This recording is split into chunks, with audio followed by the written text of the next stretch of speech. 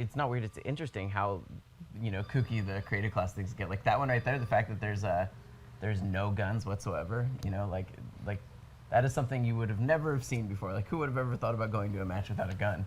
I can name one guy actually who was a big source of inspiration for this thing, who really runs around with just a knife all the time. That's his thing, Oh.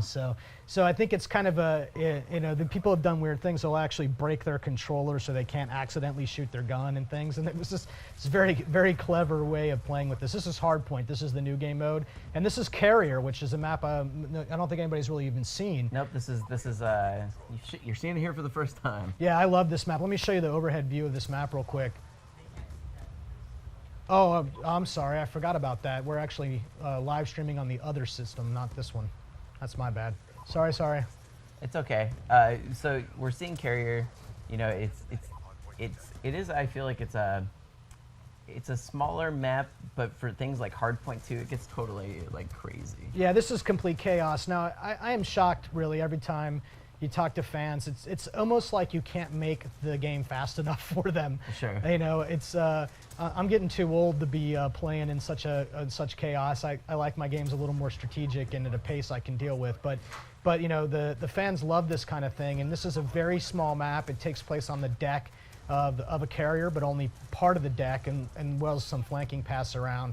I think this map's going to be proved to be really popular, just because the action's so intense. So remember, if you want to send your questions at IGN with the hashtag BlackOps2, if you're just joining us, you can ask David Bondar here, Game Design Director, questions about the game, just like at Dragon Dagger 7 did. He says, where do you get the ideas for multiplayer maps, and how does the creation process begin, keeping all the player skills in mind? Yeah, so everywhere is the answer. We're actually looking for inspiration all the time, and it could be from any place. Now, in this particular case, the level designer Dave, he's actually a huge military guy, big buff.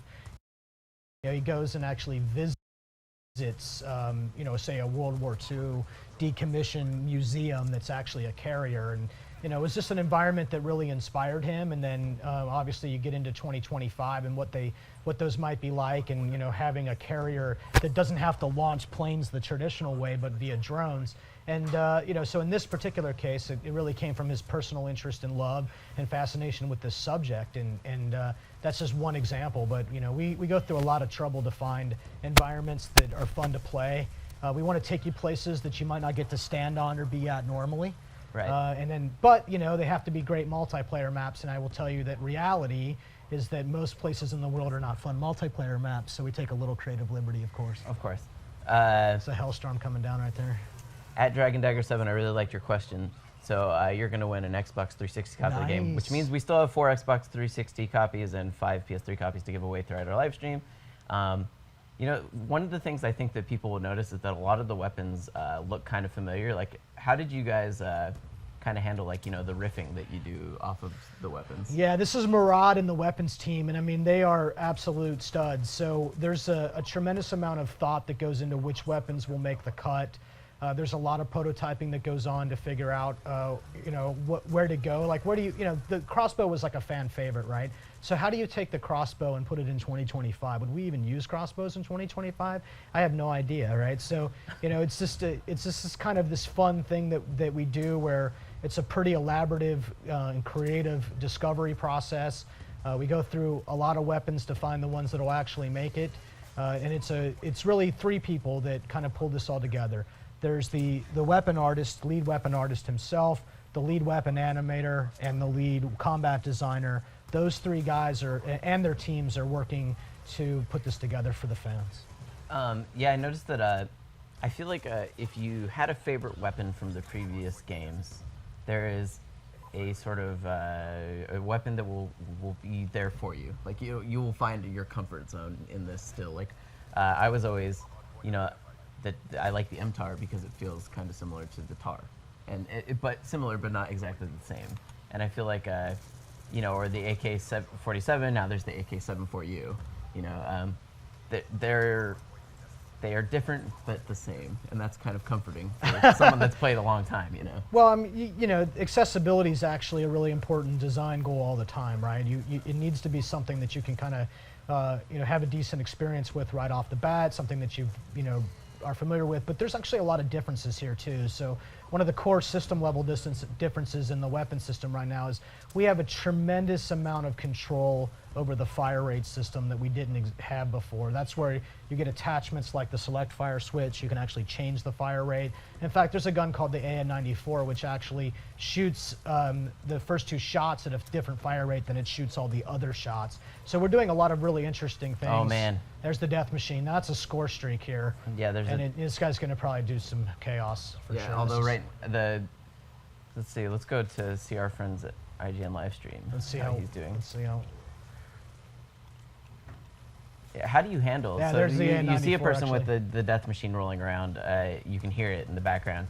That chain gun. How do you handle someone with the death machine? Yeah, so I stay out of the way and I try to get him to lay down out his ammo. So because this is a score streak, it doesn't magically disappear if you kill that guy. He can actually burn through all of his ammo before he's done with that reward. So you have to take shots on that guy from the side or from the back. You don't want to find yourself in a head-on situation that is not very pleasant, and then just get out of the way. So at Divinitize on Twitter, he says, can you talk about the different modes that'll be available? And he says, will wager matches be returning? Yeah, so we have in Black Ops 2 multiplayer, we have what we call party games. And now if you're familiar with Black Ops, you actually know those in the previous game as wager matches. But because we don't have COD points as our principal method of unlocking, right, we don't have the wager mechanic. But the game modes themselves, One in the Chamber, Sharpshooter, Sticks and Stones, all of those fan favorites are back and they're in party games. And the big difference between Black Ops and Black Ops 2 is that the party games actually give you experience points. So you're earning medals and you can actually rank up. It's something that we learned from the fans that was a very important thing, is that people liked the wager matches, but they felt like they were kind of missing out if they were playing them in their regular progression. If you're not leveling up, yeah. Yeah, like, so, in hindsight, of course. So they're actually part of the core progression. You will still earn experience. You can still level up, even though you're playing game modes that don't actually use credit class or have score streaks in the first place. I really like Sticks and Stones in particular because there's nothing more satisfying than getting a throwing axe kill. It's like my current favorite. I'm a One in the Chamber player. I just absolutely love the purity of a single bullet, don't miss, Well, it's funny even if you do miss, though, because then you're trying to close the gap on someone who has a bullet and you have a knife and they're hesitating shooting you. I have fooled so many people into thinking I did not have a bullet, and I just do the whole, the magic dodge knife game, and then they walk up and I pop it in their head and it's over for them. Yeah, the ballistic knife is still in the game, though, and I think a lot of people... Well, it's funny how many people, when I was talking to people at IGN about this and stuff, they asked me, is the ballistic knife still there? Is the ballistic knife? I didn't realize that people really love that thing so much. The special weapons are just, something that I think we were all surprised by how popular the ballistic knife was. And there's entire communities of people dedicated to knifing and ballistic knifing. And, so we updated the art and animation set that the ballistic knife uses and give it a little 2025 vibe. So that's a complete blowout right there. Yeah, that was pretty. Yeah. You know. Yeah. Why don't I see if? Yeah, sure. Well, yeah. We're gonna actually try to do what we can to show you the pick 10 that we're looking at.